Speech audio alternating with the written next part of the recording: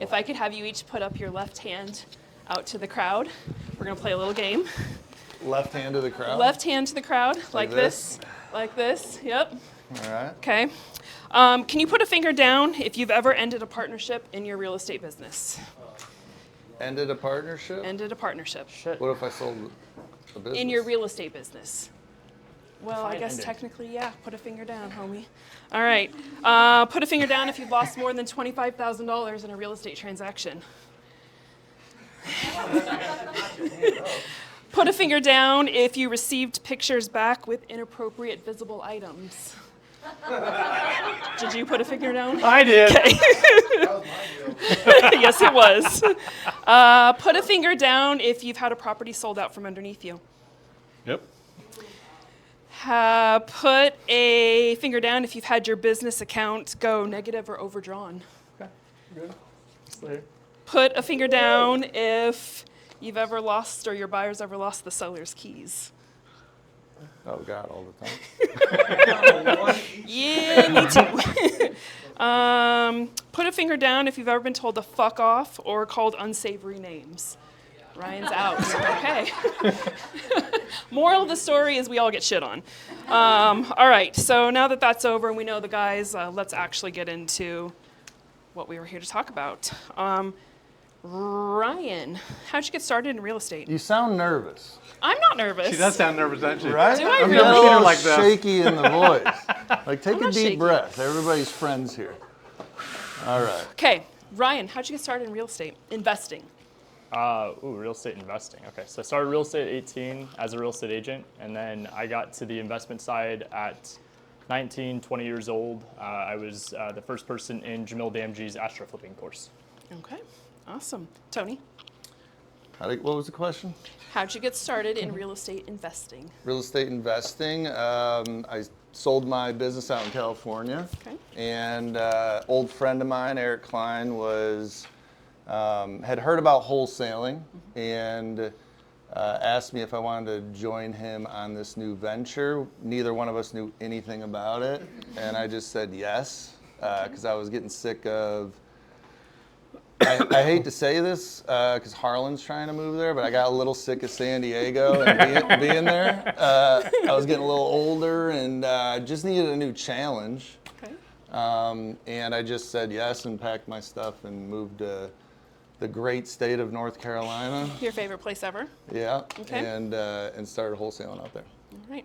John?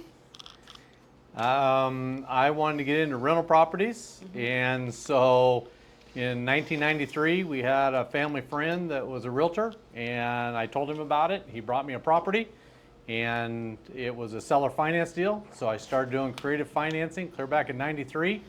Bought that property for about $61,000. About 2 years later, because it was seller financing, you always put a little clause in there that you get first right of refusal. And the couple came to us, said they needed money. So we turned around and refinanced it, got a $20,000 discount. Held on to that property for another 3 or 4 years. Did a cash out refi, and this little golden nugget. When you do a cash out refi, that extra money you put in your pocket is not taxable, and your tenants are paying for it. So that's just extra money in your pocket to do whatever you want to with. In 2005, we sold that property for $214,000. And it was a little triplex just around the corner here. So that's how we got started. And That was did that- 93? Yeah. that was, yeah. How many? Trying to think. Yeah, I was going to say, how many weren't people born were yet? not born in 93? My whole team. Wow. Right the whole, right the whole story. All right. Thanks, Long Tony. time ago. I was just proving that you're an old man. I wasn't going to say You always say that. Yeah, all good. I was getting ready to go into high school, so that's great. So for me, I get out of bed every single day for my little badass human who was running around here. She's what drives me. What drives you to invest, and how do you actually define investing? Investing. Like for a while when I got into wholesaling, I didn't consider myself a real estate investor. I mean, I was literally just moving paper and assigning deals. And that I think that like wholesaling is that. You're not really investing into real estate. You're just kind of moving real estate. So I guess when I started buying and holding properties, like on everything I ever bought and held was on seller finance or sub two. Okay. And we didn't even know what we were talking about. We just heard these terms and just started pitching these sellers. And if they said yes, we just figured it out from there. But ended up with like 9 properties really quick, but they were scattered all over the place, and then realized that wasn't the way to do it, and sold all of them, and then just started flipping, which I started to enjoy more. I forgot your question. How do you define investing? So I think Define you investing. answered it, but it's really the Yeah, I don't profit think from- wholesaling isn't, you know, obviously you're not a real estate investor. You never Right. really own the property. So yeah, as soon as you start flipping properties, like actually closing on them, because wholesaling is just sales and marketing, as we always say, and it can be any product. Like, it doesn't matter. Yeah. And until you start actually, you know, buying and closing on them, that's when I think you're investing in real estate. Yeah. If you knew what you knew now, would you hold more properties, or would you have still wholesaled as many as you did? No, like we did, you know, 8.6 million in assignment fees in 3 years. And I remember posting that on Instagram, and a buddy of mine commented, he's like, well, how much do you think you'd be worth if you held all those properties? And I was like, holy shit, you're right. Yeah, so yeah, I definitely should have held more properties for sure. And if you would have saw what I paid in taxes over the last 2 years, yeah, I Got through definitely buttholes. should have held Yeah. more. Do you agree? 100%. I think anytime any of your own skin is in the game, then I would classify it as an investment, as long as there's some sort of return, active or passive. Do you prefer active or passive? I mean, obviously passive. Active income, I feel like wholesaling, there's no exit. You have to constantly work. It's you. Right. So with that said, passive is the name of the game. I think hindsight's always 20/20. We're going to look back in 10 years and say, can you imagine if we had bought all the properties back right before so-and-so got in office, whatever it is? We're all going to be saying that in probably even 6 months. Yeah. So We'll get there. Don't you worry. John, same question to you. How do you classify and define, and why do you invest? Why? Because my family. I want my time. I really believe that wealth is not a number, but it's a time. With what I do, it is passive. It's all passive, as what I like. I like the mailbox money. We look at every deal we take down. It's an extra $500 in my pocket every single month. How many $500 doors do you need to take care of your bottom nut? To me, that's true investing. Do I need to be here right now? No. As she knows, no. You? You know, we can take off right now. So I don't have to report to work every day with what we do, because the money keeps coming in night and day, whether I'm here or not. Yeah, I agree. Why do you invest? you know, I don't really have like an answer. I started when I was like 18, so I didn't really have a strong why. It was more of just not wanting to go into my dad's business, and then I was too dumb to go to college. So my alternative was to start at the bottom of a blue. That's not true, dude. I'm sorry. That's not In true. real estate, I've made my way. But no, book smart, I was not capable of doing in college. No desire or anything like that. So my why now, I mean, Amber. But aside from that, I don't want to go work a 9 to 5. Got it. Do you feel, I think this is a really good for a lot of the young ones, do you feel like from the place you started to now, that why, you've grown into that why, and you guys probably all have that too, but like your why changes over time. Oh, it gets absolutely. bigger, it shrinks, it gets bigger again. Do you feel like that's happened for you? Or I are you think just I've like, I gotten don't know more- anything else? I've gotten more clarity, for sure. You get perspective as you lose, and the humility has allowed me to focus in on what matters. And so I think for a lot of people, it's usually family, it's significant other, it's your kids. Yeah. So, yeah. Awesome. Did you guys lock up a deal? Oh. Fair enough. Fair enough. So, John, I'm going to date myself again, and anybody else. We were around for 08 crash. We survived it in the industry. How has your business model shifted? You know, it's strange because at one point in time we had 120 rentals right here in Mesa. We sold those off when the market was high, 05, 6, 7. Thought it was great. Went into buying up land up in Cave Creek area, building $1 million homes. So did that deal. Freaking hated it, as my wife could tell you. I never wanted to go to work. Hated that part of it, and '08 hit. We did still have rental properties at the time, and it was true rentals. We didn't lose any of them. We held them. The market crashed, of course. The values went way down. The equity was gone, but we didn't panic. We just stayed on them. They kept making payments on them. Still had good renters in there. We kind of fell into assisted living homes because we wanted to start building a portfolio back up. You couldn't do it with rental properties at the time. And so we had to pivot. And we got into assisted living. It became a job, which my wife hated. But we did that for 8 years, 9 years. But we bought up some houses to do that. When we got out of it, we did a 1031 exchange, bought up a shitload of rentals in Tucson, and that's when we started doing lease option stuff and flipped all those rentals into lease options. Okay, very cool. I would say your probably pivotal moment for you, because you weren't doing real estate in '08, would probably be the sale of your company. Hopefully that's public information to share. What has been your pivot, or how has your business model shifted from that sale? Yeah, so we sold our wholesale company, which everybody said couldn't be done, but we figured it out.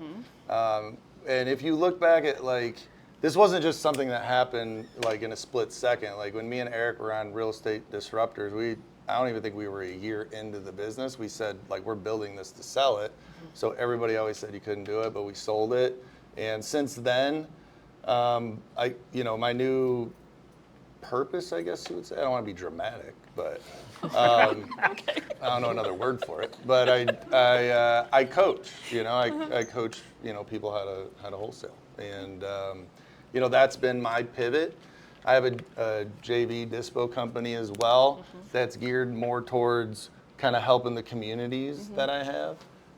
But it's been a great pivot for me because I really enjoy doing it. I'd much rather talk to people and coach people on how to make more money and have those conversations every day than talk to sellers and buyers that are, trying to negotiate or lie or do anything. And people say that all the time. They're always like, God, you're on the phone all day. Don't you get sick of that? And I'm like, I mean, people are just telling me how great I am all the time on the phone. So how could you ever get off the phone? They thank me for coaching them. I mean, why is that a bad thing? I'd much rather that than talk to a seller or a tenant about getting out of a property that they're squatting. Yeah. So it's been a blessing. Okay, I like that. Congratulations on the move. That's a big move.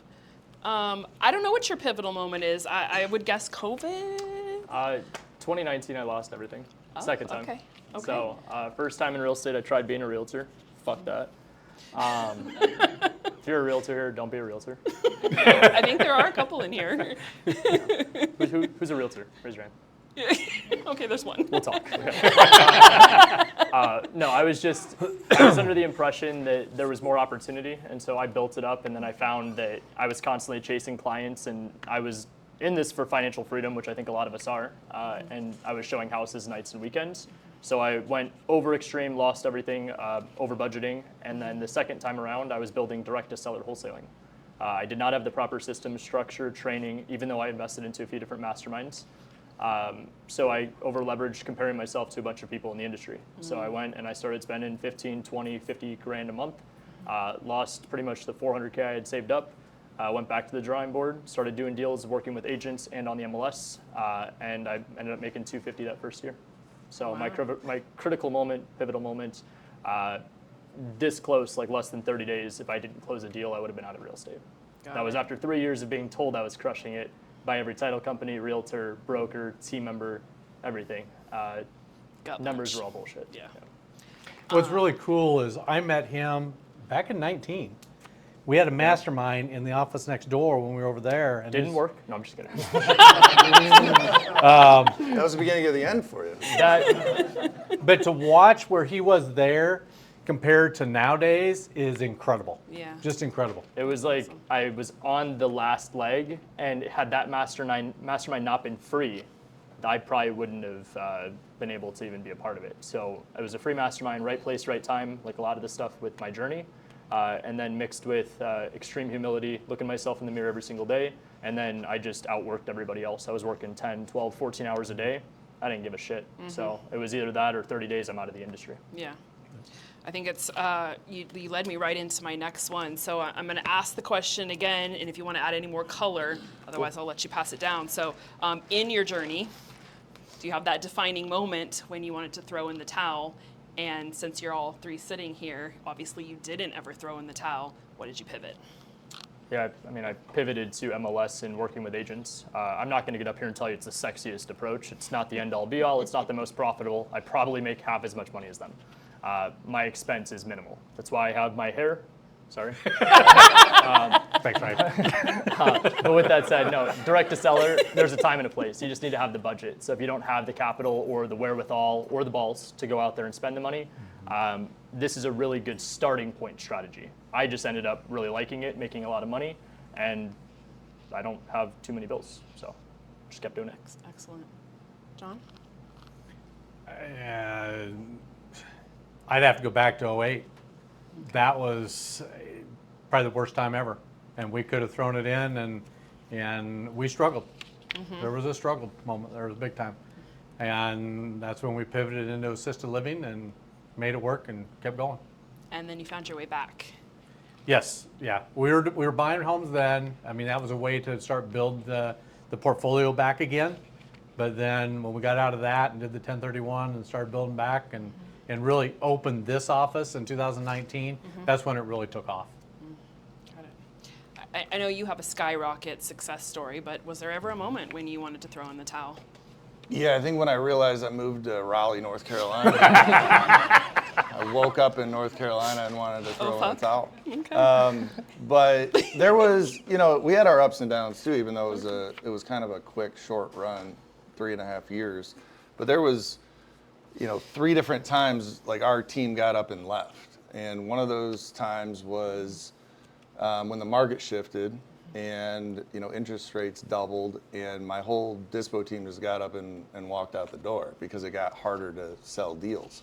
So that was kind of a moment for me where I was like, all right, is my dispo process even that good, or were we just in a good market? And then I just got back to work. And one of the main things I did that week was I just told everybody to leave me alone and let me sell these deals. And I realized we had put deals on the MLS, wholesale deals on the MLS before when they were rural, and we couldn't find buyers for them. And I thought, well, the biggest buyer pool is the MLS, so if we could do that in a rural area, then why can't we do it in all these areas? And back then you didn't even need an attorney in fact. So we got extensions on every deal we had, listed every single property on the MLS in 2 days, and that month we still disposed like $250,000, where everybody else was calling and freaking out, and I can't sell a deal, business is over. And that was the quick pivot I did. And then that was really when I refined my dispo process, and it just made me better. It's a nugget. Can you write that one down? That's a nugget. I like that nugget. Well, I know you guys all said that time was big on the top of your list of priorities. So we're moving into the end of the year, which means holidays and family. Maybe not you, but the rest of us, like families Thanks. and all. Thanks for reminding me I don't have a family. Oh, I thought it was your choice. But in case anybody, I got my Arthur brother out here. I got some family. you got your real estate family. In case anybody forgot, we do have a looming clown show that's starting to take place. So without getting political on your political stance, please, what are your thoughts on the looming circus show and how you're going to pivot your business, if at all? I haven't really thought about it much. Like I kind of live day to day in the present. I cut out the noise. I didn't have a television for 16 years, so I was out of the loop. Recently bought a TV, but don't really know how to get on Netflix or any of that, so it still just sits there. So I just cut out that noise. I can't control it, and I can't do anything about it really. So I'm just worried about, me, my team, my business, my friends, my family, and whatever happens, I'll pivot when it happens, but I don't worry about a problem until it's a problem. Good answer. Yeah, same. I mean, I don't know. I can't really think that far out. What I will say is that I just study the MLS. I study the active income of what the average is in our industry, and I study I'm talking specifically to realtors. There's a lot of change happening in the traditional space. So fuck the politics. Let's worry about how my actual business model is going to take effect. And we've been seeing inventory rise. So all that does in my case is help me, gives me more opportunity to go after. Yeah. So as long as I'm willing to compensate the realtors and make it a win-win, game on. I wish everybody the best. Yeah, I agree. But we don't do a ton of wholesale, so everything we do is either on market or buy and hold. So I think we probably feel the same, but John, I'll let you answer that. No, we feel the same. We're going to pivot whatever we need to. Even during COVID, we had to pivot on how we did business because obviously the flippers and stuff dried up because there wasn't anything going on. So we'll pivot when we need to. We've ridden the waves multiple times. Never lost any properties, so we'll do what we got to do. Awesome. I'm sure all three of you can agree, and there are a couple of newbies or people just getting started here, but when you're starting out, choosing your markets can seem pretty overwhelming. What would you say is like your number one piece of advice for targeting a market when you're just getting started? You don't have a lot of bandwidth or runway to trial and error it. What did you experience? Anybody want to take that one? I'm going to be aggressive. Somebody else should take it. You're going to be aggressive? All right, well, let's go aggressive. I mean, who's going to be go for passive? I don't want to say like back in my day, but Hey, Brian. but in 2016 to 2020, I remember people used to overthink the LLC name, the logo, the website. If you're fucking overthinking proof of funds, what market to pick, what contract to use, how do I find buyers, like I was telling Amber a story about this earlier, but like jokingly but seriously, get a fucking helmet. Like pick a market, literally just choose one and go. If you're local, pick a local market. If you're trying to do virtual, don't pick anything too rural unless you're buying and holding. Aside from that, market should be the last concern. I had to change a lot of my information in my coaching program I used to say find a buyer first, but for the people that are so new that overthink, pick a market, then find a buyer, pick an acquisition strategy, and do that until you either hate yourself or you're making some money. I love it. Keep it simple, stupid. I like it. Yeah, I mean, Sir? I feel the same way. We coach a lot of people that are just getting started, and that's the number one question is what market should I go into? And I always say, where do you live? And if it's not super rural or super blue, then I tell them. What do you mean by blue? Liberal. And I just tell them like, hey, just jump in your backyard. But to be a little bit more technical with the question, like that's like if I'm to answer it like honestly, like that's why I like North Carolina because as a market, not to live there. But there's so many good markets in the state, and people don't realize. And a friend of ours actually told me this a long time ago, Jesse G, where when I was talking to our friend, he owned a solar company at the time, and he's like, where I make all my money is not in Chicago, it's in, Rockford. He's like, it's these, B-class towns outside of big cities. And a place like North Carolina, there's so many good big markets in that state. You have like Raleigh-Durham and Fayetteville, Winston-Salem, and Greensboro, and you have Charlotte and Asheville.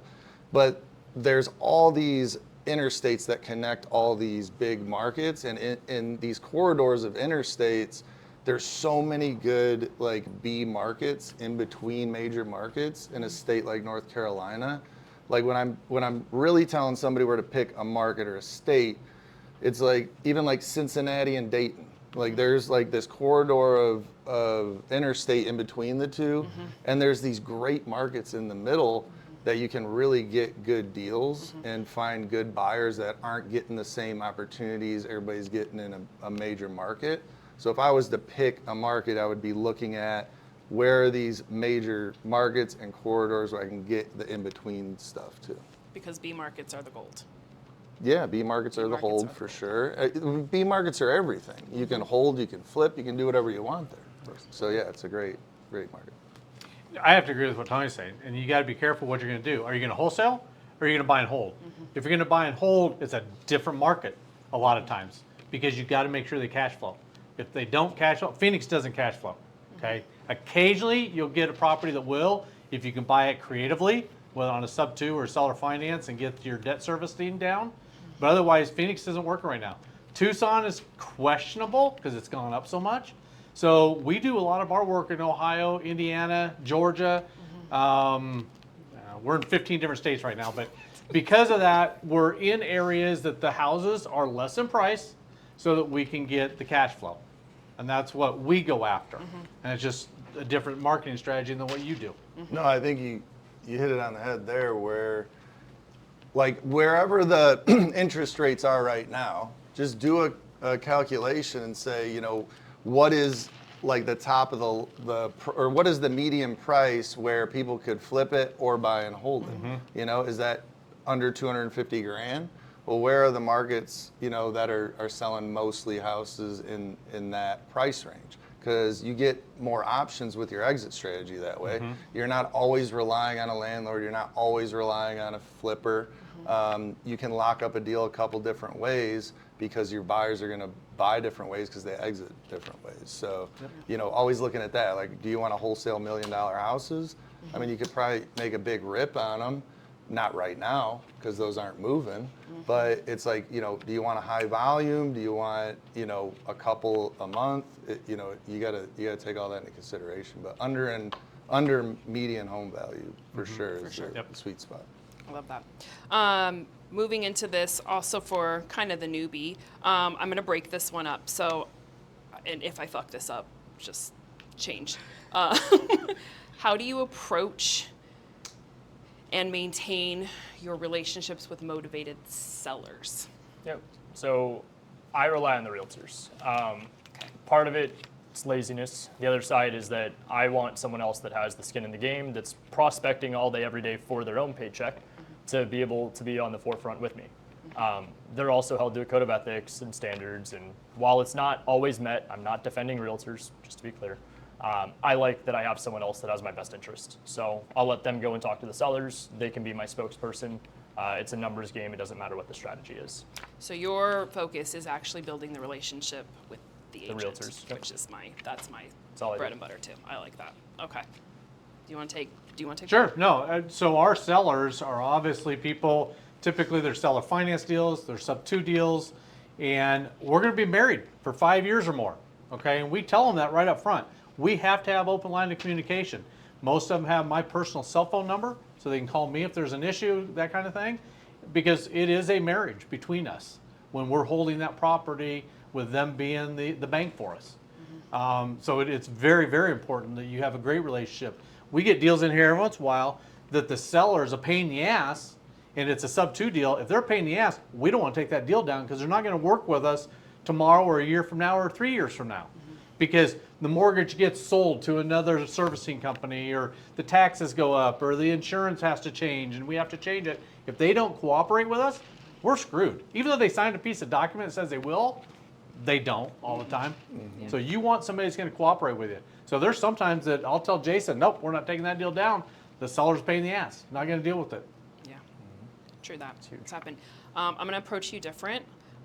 Because you've amassed such a big buyers list over the last, 3 years, you've had a lot of repeat buyer transactions. Talk about how you've been able to maintain or foster those relationships with buyers and investors. Yeah. It's different. It is different. And like for a buyer, it's for wholesaling, with a seller, it could be a one call close. You could have a 1 hour relationship with this seller, and that's what you got to focus on. I always look at sales as relationships, and it's either you go to McDonald's and you have a 2-second relationship with somebody selling you a burger, or you're on the phone with a seller and you have an hour relationship with that seller. You got to get them to like you, trust you, and want to do business with you. With your buyers, you are going to have years of relationships with these people. So always, like, my best buyers in certain markets, I have in my phone. What helps a lot is randomly texting or calling somebody when you're just checking in. And that really goes a long way of just kind of bullshitting like you would do with a buddy. And they're always going to remember you. You're going to be top of mind. And when you send them a deal, they're likely to respond. You know, if it just becomes so transactional, now you're just like every other asshole sending them a deal. So how do you stand out? You got to put some personality behind it. Yeah. With the sellers too, follow-up is key. And it's the same with the sellers when you're making these follow-up calls, because most people, especially newbies, will get into the habit of, hey, I've talked to this seller for an hour, I pitched them, I offered them, they said they want to think about it, and then I call them 3 days later and I say, hey, are you ready to go at the 150? Like, no, you gotta get back into this relationship. You gotta, hold their hand, create that rapport again, get them to trust you again, then talk about the property.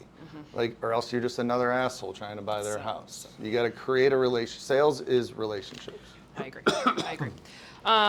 Okay, so in UFC or any sport, it doesn't matter what the sport is, that pivotal moment when an amateur goes pro, okay, and we'll use UFC, they get in the cage and they go up against that opponent that they always dreamed about. They're like, oh shit, right? Like, I'm here, or oh fuck, I'm here, what did I do? Can I hear from each of you your welcome to real estate moment, and how'd you deal with it? I don't know if I understood the question. That was a little crazy. Did you use ChatGPT for that? No, I did not. Thank you so much. What was your welcome to... Explain the analogy you just made, because you lost.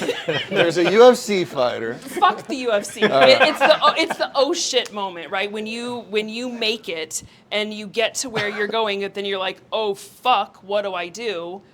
Everybody has a moment where they got screwed, they got fucked, whatever the situation is. It's not a positive, it's a dig. What was your oh fuck, welcome to real estate moment? I'm trying to I think, don't man. think you That's have one, because you didn't get the question. Yeah, no, I get it now. You should have just asked Yeah, the I question. was taking it totally different too. Oh, you're taking it as positive. I was thinking it's positive. Yeah, No, it was positive. it's like a You were positive too? I would say fuck my face. the biggest oh shit moments for me were, because like in wholesaling, you don't have a ton of skin in the game. So like if a Okay. deal falls apart, I mean, it sucks, but you got overhead, you got marketing, all that, a team that's relying on it. But at some point, you haven't closed on this property. You don't really have skin in the game. So for me, I guess my biggest oh shit moments have been during a flip that went sideways. The first short-term rental that I was flipping in Blue Ridge, Georgia, started off as a $60,000 rehab and ended up a $170,000 rehab. Oh shit. Yikes. And Ouch. paid cash for the house, paid cash for the rehab. That's no shit moment.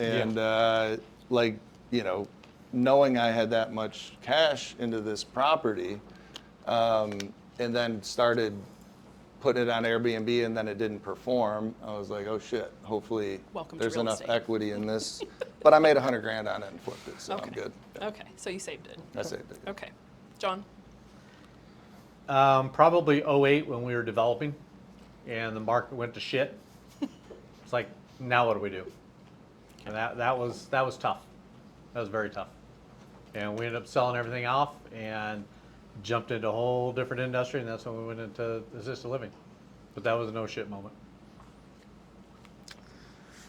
Mine was probably more on like a personal mindset side, perspective switch. 2018, 2019, I was young, I'm still young, but was 20 years old, 19 years old, and I always just thought everyone older knew more. And so it was around 2018 when I started growing a little bit more as a traditional realtor that I found out most of the numbers people post are bullshit.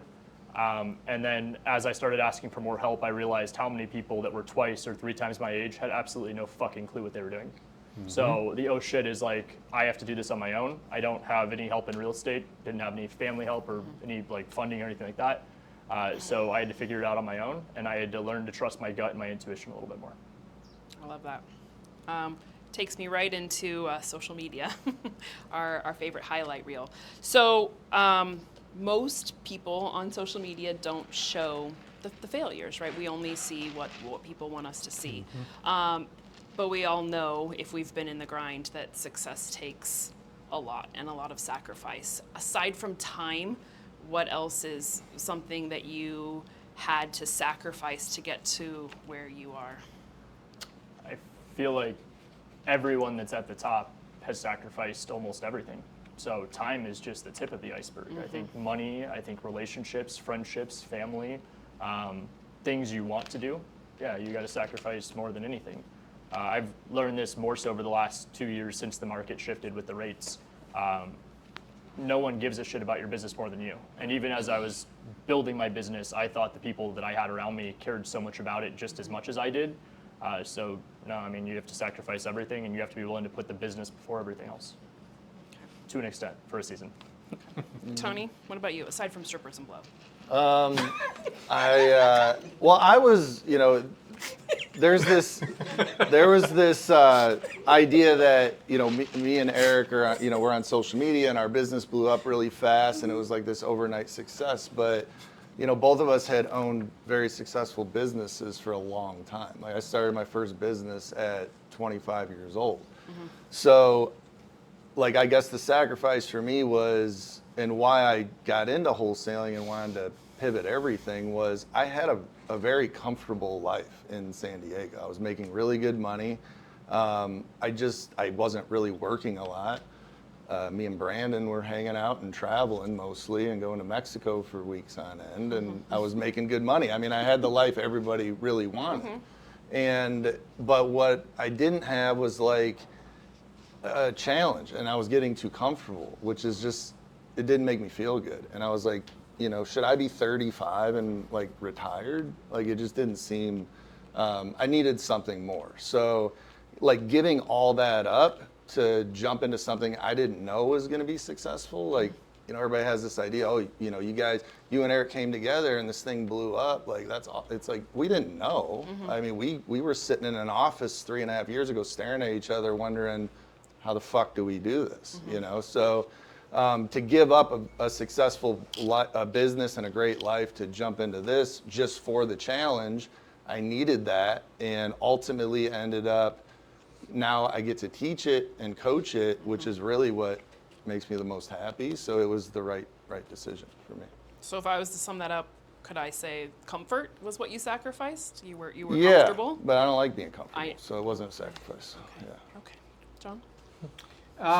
Back when we had all the rentals, I was a major workaholic because I managed them. I did all the maintenance, all that kind of stuff, and almost cost me my marriage. So wasn't worth it. Wasn't worth it. That one pulls on the heartstrings. Okay. I'm going to wrap it up, and then we're going to go to open Q&A, but I have one last question. We've talked about highs, we've talked about lows, we've talked about the past. Where are you going? What's something you're working on, you're super excited about? Where are you going next? Yeah, I mean, for me, just started a JV dispo company. Parth is a part of it and doing a fantastic job. And John actually referred Parth over to me when I was looking for help. So thanks for that. And like this, I told Harlan this earlier. I was like, I feel like between, Parth and Eric and another guy we got on the team, like these two guys, this will be the best dispo team I've ever had in 3.5 years. We got flooded with leads initially. We're still figuring out like navigating this JV model because I'm used to controlling the deals coming in and what we're locking them up for, knowing that they're good deals. Now we're getting a lot of deals that we realize not everybody runs numbers the same way. And there's a lot of deals coming our way that don't make sense. And Parth has even talked to sellers of these wholesale partners and gotten reductions on their deals to be able to dispo them. Like that's how hard we're working these deals. So concentrating on creating those relationships with good wholesalers that need a good JV partner is something I'm really focused on. Continue, coaching and also me and Brandon actually have, a goal of doing barn dominium new builds and even barn dominium communities out here. So that's something that I'll be actively working on probably beginning of next year is going to be where I'm putting a lot of focus on that. Okay. So if people here were scanning that QR code, what's that QR code taking them to? You're asking me? Yeah, I am asking you. I have no idea. I didn't even know it was What up are, there. what are we Where's Gio? promoting? The Misfits or just the regular? I'm not sure. So you guys can scan it and we'll figure it out from there. Yep. Okay. That's awesome. You know, I'm at the first point in my stage of my career where I'm not trying to scale my deals. We're pretty content. We close 5 to 10 a month. It's nothing crazy. They're 40, 50, so I'm just trying to stay consistent there. Okay. I'm starting to buy small multifamily in out-of-state markets where I've got some family that manages it and does the construction to offset my taxes, similar to Tony. You guys don't want to know how much I've spent in taxes over the last few years. Nope. And then I'm on a journey trying to make education different for everybody. I want the younger generation to not be indoctrined that college is the answer. So I'm trying to create a financial literacy school for the younger generation. And then it starts with my educational platform for real estate. Agent Investors is my community that I launched that I help people learn how to work with investors as agents, or if you're an investor wanting to work with agents, you can do that too. Okay. So And your QR code. it'll I bring don't you know to why this isn't flipping. agentinvestors.com. Okay. I wasn't debriefed on my QR code. I only It's have not one. my fault. I was not told this was up Tony, if here. it makes you feel any better, I only have one link, so I don't think they could have messed that one up. Okay. So Yeah, I don't. This is don't know why it's not This is not rotating. flipping anymore. But yeah, what the hell? Come on, Gio. yours will take No, I'm people just kidding. I don't to think they're good. to agent investor. Correct. Okay. Okay. Or- Sir, what are you looking forward to? What are you excited You know, about? we are doing a pivot. We bought more properties in 23 than we did in 21 and 22 combined. This year, what's that? Holy shit. Yeah, it was an awesome year. And I was hoping it would continue on to 24. 24 has not been so good. We put 5 properties in our portfolio. And Anthony, wherever he is, bought Right his there. first property 2 weeks Woo! ago with zero money out of his pocket. What are you cash flowing a month? $600. Oh shit. Is that with option fee or just rents? No, with the option fee. Without option fee, 300. Okay, I misquoted whoever I told you that earlier. So 600, okay, with no money out of his own pocket. So, but those properties are still around, but we're finding they're few and far between. So we're excited. We're pivoting into land. You can make land into seller finance and get mailbox money from that. So we're going hot and heavy into that, into different states and different counties, and super excited about that. And so we'll see what happens. Okay. And on the brand side, what are you? Yeah, you're launching some coaching. What are you? We are launching coaching because of this man here and her. I said I would never do this, and I used to have people come in our office all the time, and we'd teach them. Parth used to work for us. I mean, he'd see guys come in, and we'd train them, but they'd be here for a day or two and be gone. I was on Tony's Misfits, and he says, "Why the hell aren't you teaching this?" She's been pushing me, and I said, "Because I don't like social media." Well, then Gio came along, and with what we're doing, Gio does all of our posts and stuff for us, which is awesome. And we came up with the course.